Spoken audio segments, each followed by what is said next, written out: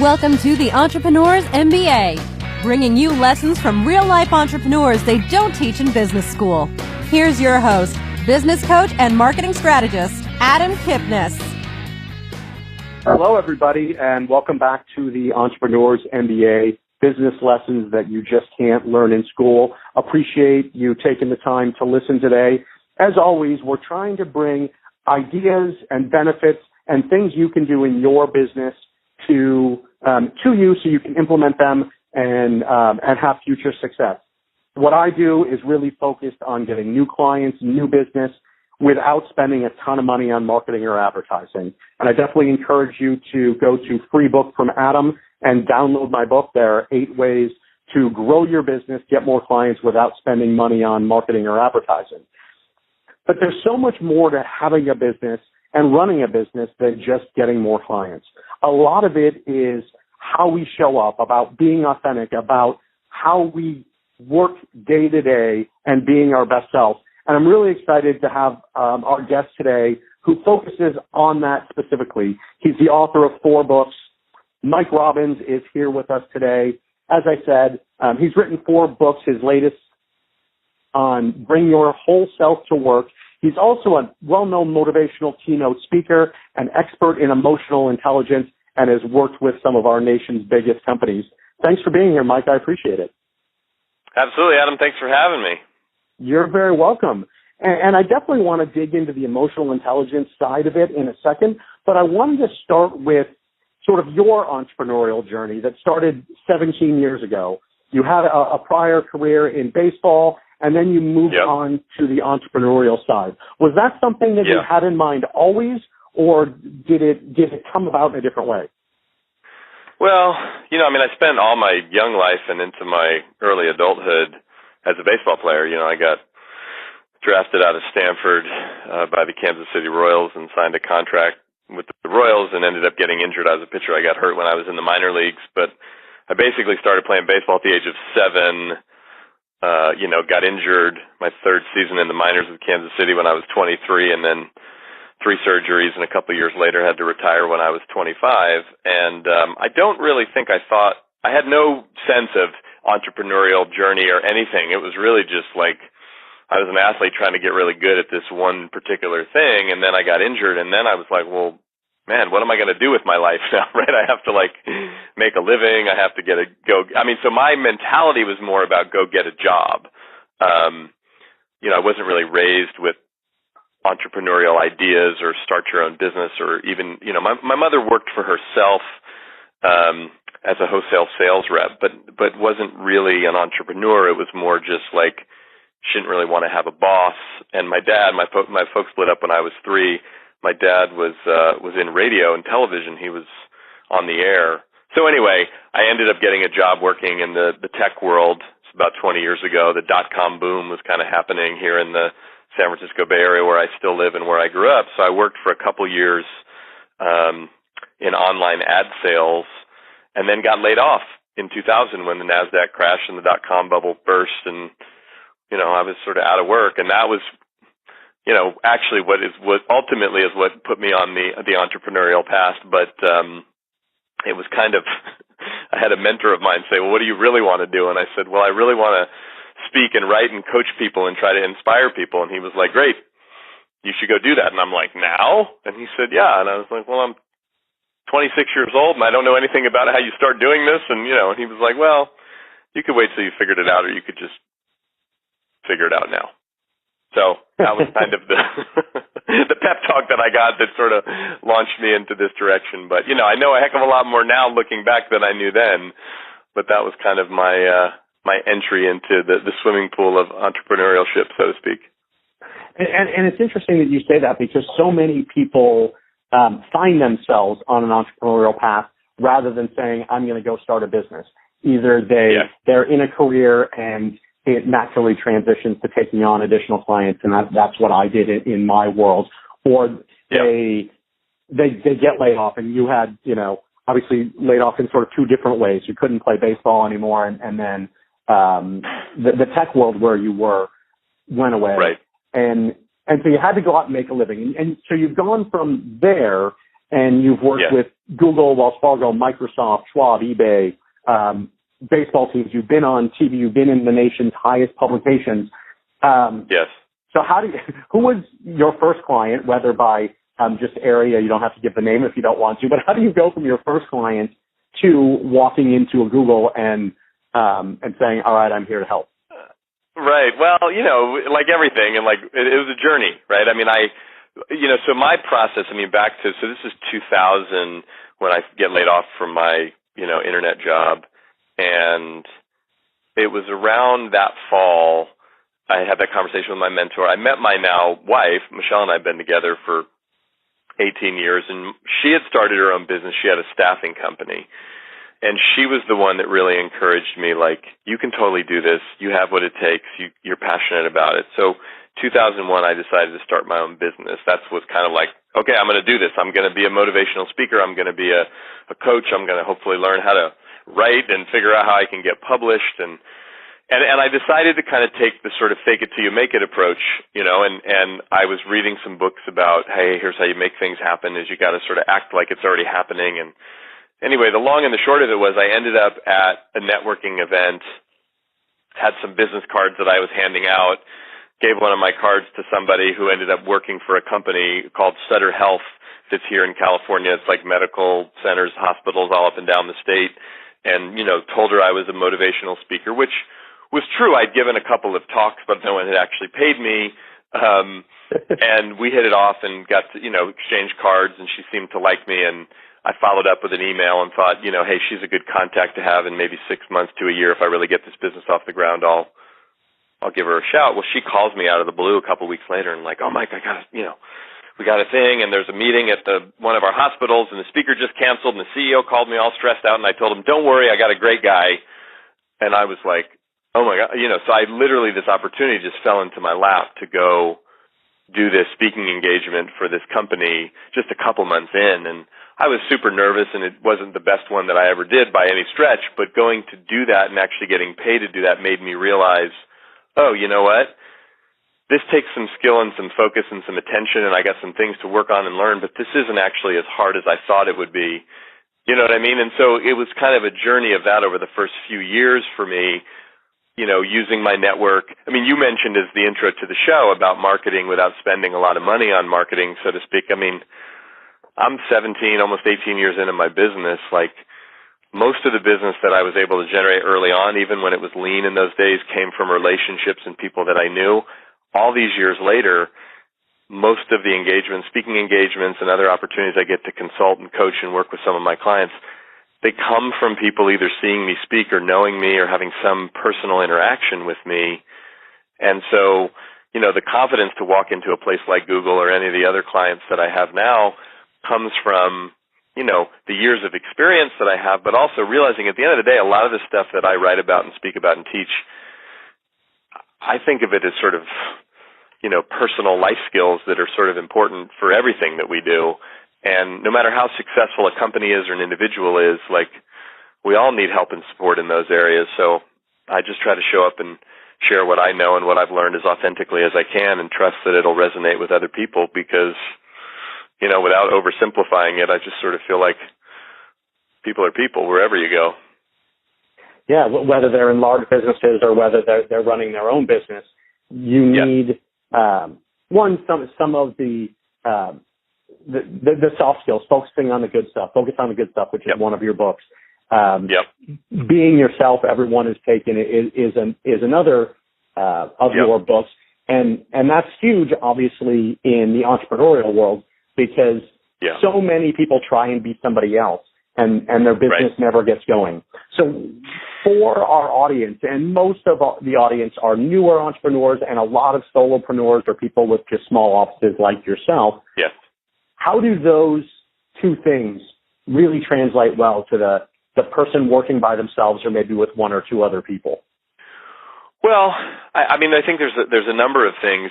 First and foremost, look, working for ourselves or having our own business, particularly if it's a solopreneur or very small, 1 or 2, 3 people, it can be fun and exciting. It's also challenging, especially, depending on the route that people take. For better or worse for me, I only spent a couple of years, I was baseball player, got hurt, spent a couple years working for someone else. I started my business when I was 26 years old. There are a lot of people who go on this path who've, spent 5, 10, 15, 20 years working for a company, an organization, whether it's big or small, but basically getting a paycheck. And, there's lots of challenges that go along with working for a big organization, and sometimes it can be stifling, and sometimes it can be frustrating. Sometimes you work for a really great company, it's fun, but at the end of the day, one of the best parts about working for a big company is, like, if you work hard and do a good job, you get paid every 2 weeks, and you can count on that, right? Right. Working for yourself, it doesn't work like that. And as simple of a concept as that is, that's, like, not that easy, you know what I mean? And it takes a certain internal sort of makeup to be able to deal with that. I remember a friend and mentor of mine who was actually one of my first financial advisors said to me, Mike, I haven't gotten a paycheck since I was 20 years old. Basically, he kind of, it's like that was my last job in college, and once I graduated at 21, like, I became a financial advisor right away, and it was all about generating a book of business and delivering value for my clients so then I would make money based on the clients that I have. And he's like, I've done incredibly well, and I'm grateful for that, but this is not for everyone, and it takes something. So, I think part of what we have to remember is our businesses are going to be as successful or not successful. A lot of it has to do with our own mindset, our own psychology. I was just having a conversation with someone today who I work with.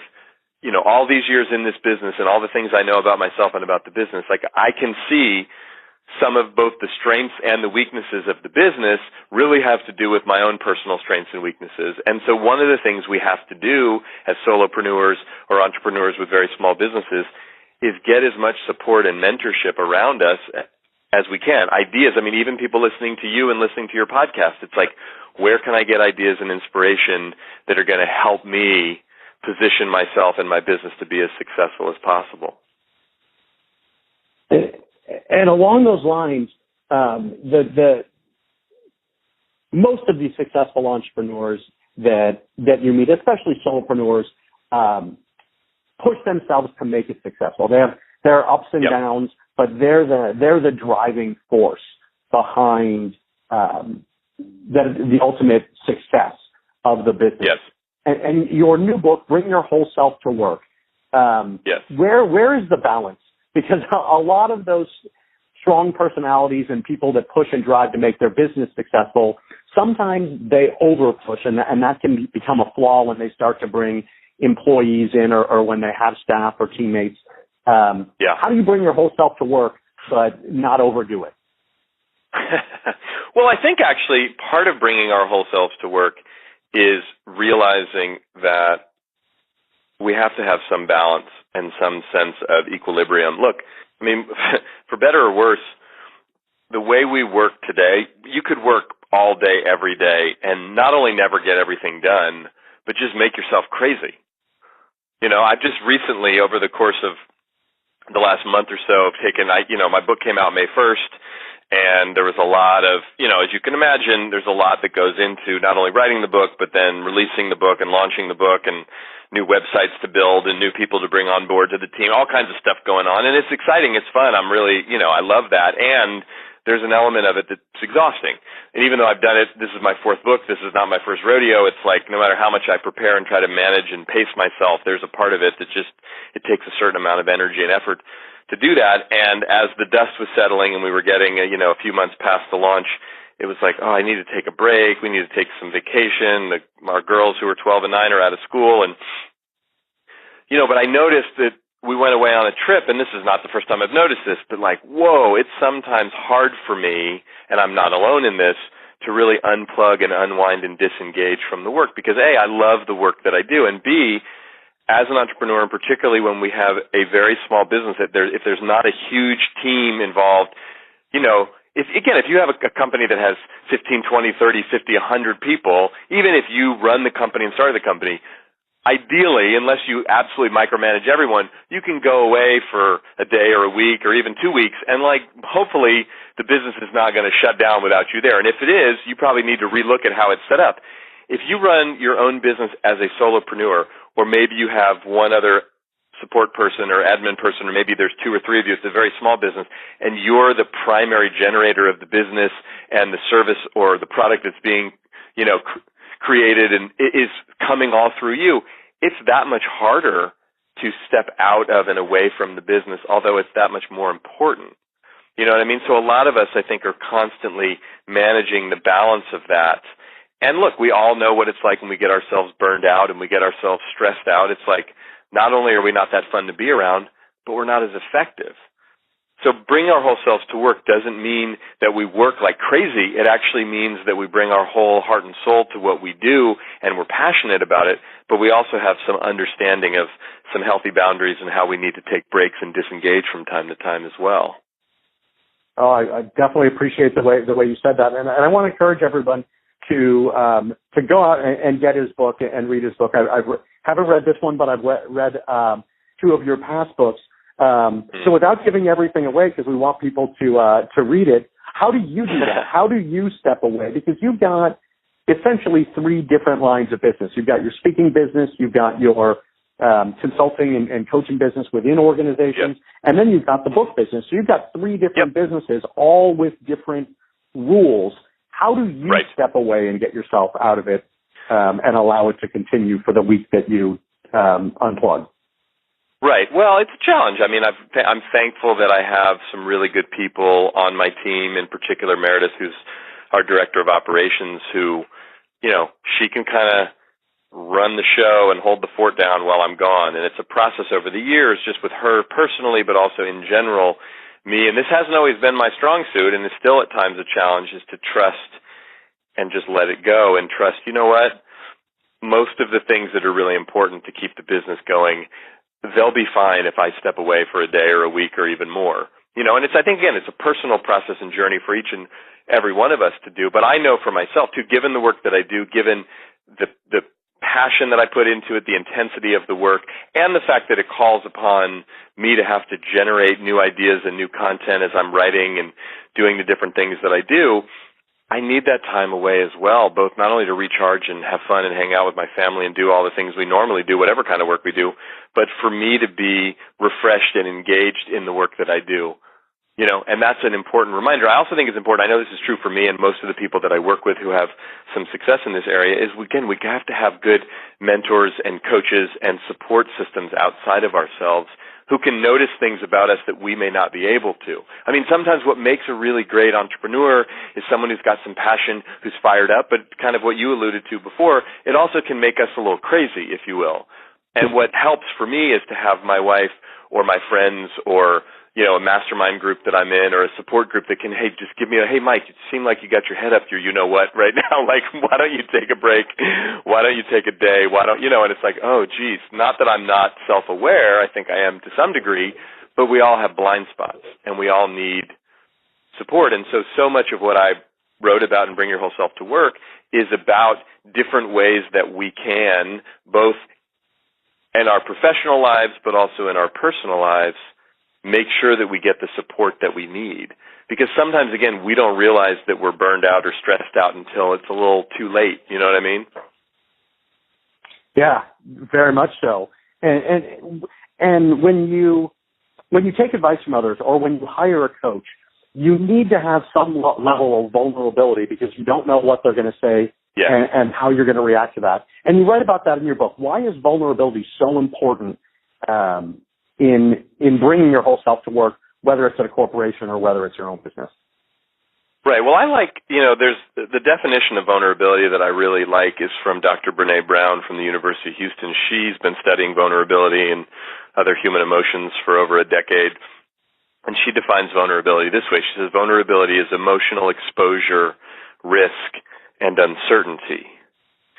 Emotional exposure, risk, and uncertainty. And can you think of anything meaningful or important that you've ever accomplished or experienced in your life, personally or professionally, that did not involve emotional exposure, risk, or uncertainty? I can't really think of anything. If it matters to us, it's going to involve 1, 2, or all 3 of those things. And with respect to us being entrepreneurs, whether we're a solopreneur or we're an entrepreneur that, again, has an idea and builds a whole team, that's like, talk about risk, uncertainty. Those are just inevitable parts of being an entrepreneur. emotional exposure is something that, again, if we're willing to, like you're saying, work with a coach, a mentor, have people give us feedback, we've got to allow ourselves to open up in that way so that we can receive the feedback that they have and get the support that we need. And those things, look, the thing about vulnerability, the paradox is it's uncomfortable to be vulnerable. Most of us have created lots of strategies in our lives so as to not be vulnerable. But in reality, what it takes for us really to grow and develop, both in our businesses and in our lives, is an embrace, is being able to embrace vulnerability, to lean into the discomfort and the growth. Think of most of the entrepreneurs in particular who we admire the most. Why do we admire them? Usually because they're willing to take risks. Like the stories that we hear is like, oh my goodness, this person or this like, wow, they risked it all. They walked away, right? It's the founder that says, no, thank you. The company that comes and wants to buy them for $100 million, like, how'd you walk away from that $100 million deal? And it's like the company's now worth $10 billion because they said no to that.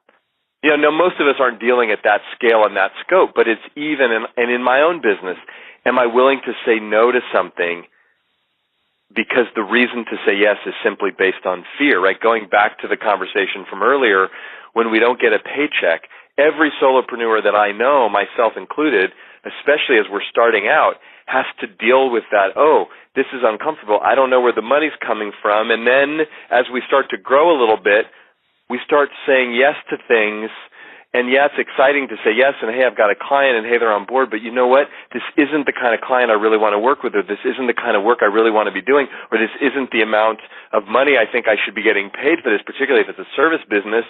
Then all of a sudden it's like, do I have the courage to say no, even if I don't have a yes waiting for me on the other end?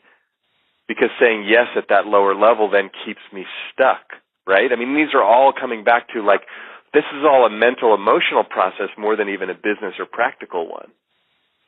Right, and so it's balancing those emotions. So it's being vulnerable and being open to what others say or what comes with you.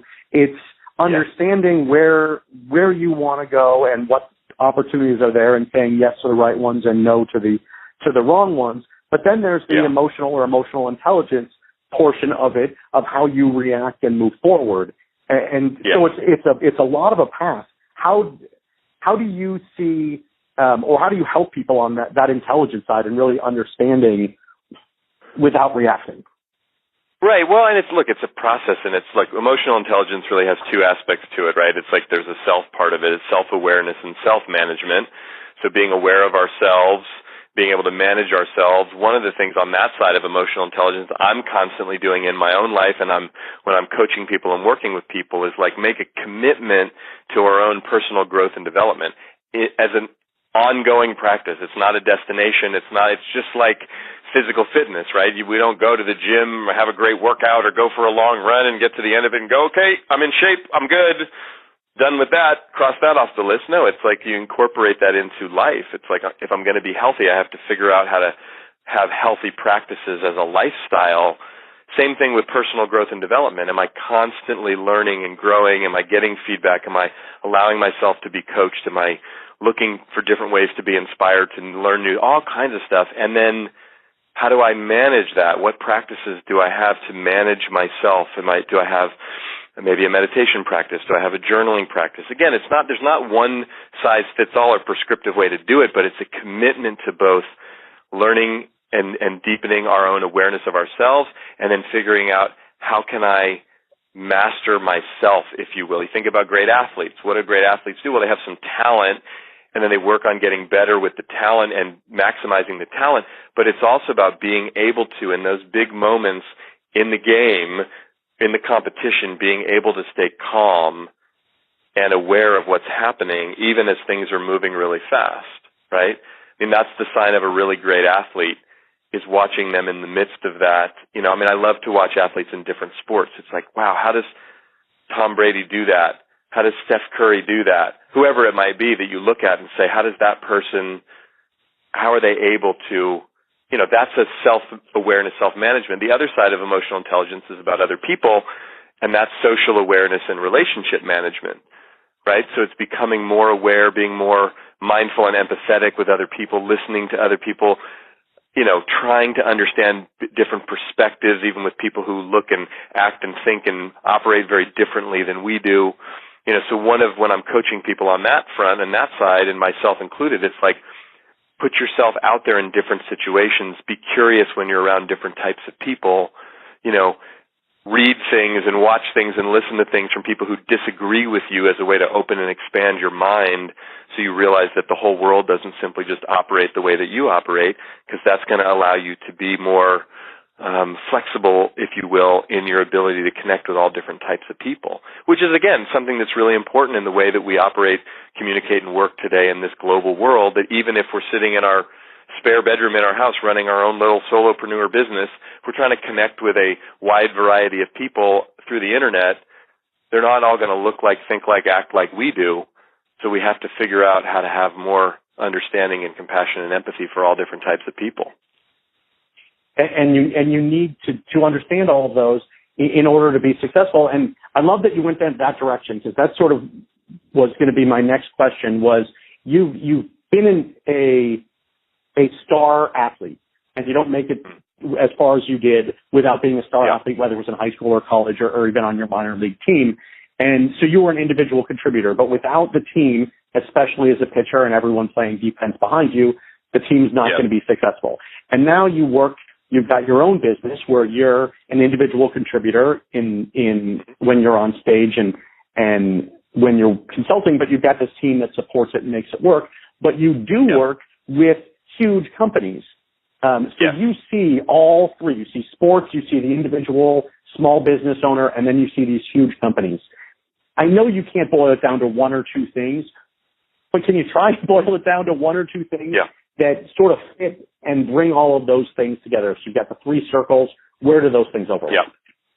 Well, I think it's a great question. I mean, there's multiple layers to it, but I would say one of the things that makes teams and relationships really work, right? You think about it. It's like Google did this study a few years back, and I wrote about this in Bring Your Whole Self to Work, and they called it Project Aristotle. They were actually looking at what are the conditions that are necessary to create high performance for teams. But they were looking at this in the context of at Google, but they actually spent 3 years, and first they studied their own company, some of the most high performing teams in the company, and then they expanded it out to the tech world, other companies, and then they expanded it out to other industries, and they were like, let's look at as much research and data as we can and see if we can bring it all together, map it out, and try to figure out what can we teach our people and our teams and our leaders ultimately that they can focus on to create the conditions for high performance. And the number one thing that they found after all that research and looking at all the different studies and data was that the most important component for high performance is what's called psychological safety. Psychological safety is essentially trust, but trust kind of at a group level, at a team level. What that means, and the team could be you and one or two other people. It could be a much larger team, but it's psychological safety means I feel safe as a part of this team or group to take a risk, to make a mistake, to speak up, to disagree, to not necessarily, you know what I mean? That sense of being able to be myself, if you will, and know that if I fail or if I fall down or if I make a mistake, or if I upset someone, or if I disagree with someone, whatever, I'm not going to get kicked out of the group. I'm not going to get sort of ridiculed and shamed for doing that. And for us as solopreneurs, entrepreneurs, again, if we have very small teams, or if we're interacting in some ways and trying to get clients to hire us to provide whatever service or bring whatever product we may have to them, one of the things that can happen because that activity by its nature is risky, is scary, is that we sometimes, and I've seen myself do this over the years to my own detriment, I've seen so many others do it, is that we sell out on what's really true for us in service of trying to have people like us or agree with us or think that we're good, or do you know what I mean? And ironically, what we want to do is create a situation in our relationships, even with potential clients or customers, create relationships that are safe, that we can be ourselves and they can be themselves, that we can speak up, but do it in a way that actually is conducive to our own success and our own authentic expression, if you will. I remember years ago, this is kind of a roundabout way to address this, but when I went through some coaching training at the Coaches Training Institute to learn more how to effectively coach people. And this was 17, 18 years ago, when this whole world of coaching, life coaching, business coaching was much, much smaller and less known even than it is, of course, today. But one of the things one of our instructors said to us is most people that hire you to coach them, whether it's an individual or an organization, they're not going to fire you for being too hard on them. They're not going to fire you for pushing them too hard. They're actually going to fire you for being too soft and too weak with them.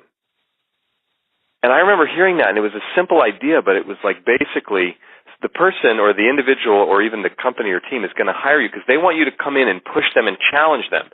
Your own little ego is probably going to get in the way and worry, if I say this or do this, it's going to upset them or irritate them, or they're not going to like me, and therefore they're going to fire me, when in reality, it's the holding back that often has them less satisfied, if you will. And I've found that to be true so many times in my own business. Now, obviously, not everybody listening to us is in some kind of coaching or consulting capacity in their own business, but in general, if we can do whatever we can, both with our own internal team, however big or small that team is, and with the people that we interact with, to create that sense of trust and that sense of psychological safety, that's what often drives our performance, our individual performance, and ultimately the performance of the team or whoever it is we're working with. So that concept of not holding back, that it doesn't mean you have to be mean, it doesn't mean you have to yell, but no. If you don't hold back in your own business and don't hold back on what the other person needs to hear, if it's yes. No matter where you are. I mean, if you have a hardware store, if you tell them, here's a better hammer, you're actually doing them a service than if you say, all right, buy the cheap one, if it's not really what they need. So exactly. Well, it's the way I define authenticity and bring your whole self to work, and in all the work I do around authenticity, is that it's honesty, but we have to remove something from our honesty and we have to add something to our honesty. So it's honesty without self-righteousness and with vulnerability, which we were talking about just a few minutes ago. So it's, do I have the willingness and the courage to be honest, but can I remove my own arrogance that says I'm right, like with a capital R? Not that we're not going to be passionate or convicted, but righteousness, self-righteousness pushes us away from others, creates separation between us and other people. Vulnerability, which we were talking about before, right, emotional exposure, risk, and uncertainty, actually allows us to move closer to people, creates more empathy, more trust, more connection. So authenticity is the combination of honesty without self-righteousness and with vulnerability. And when we can do that, now we can start to really build trust. We can start to make deeper connections with people. We can work through conflicts or disagreements or negotiations or whatever the case may be in a much more genuine and effective way, and a way that's a lot less stressful for us and for the people involved.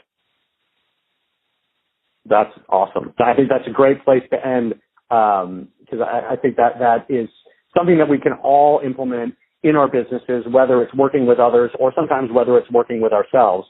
That's a really important thing just to keep in mind. I appreciate you being here. I appreciate your openness and your thoughts. And to everybody listening, encourage you to go to mike-robbins.com. You can see information on his books. He has videos.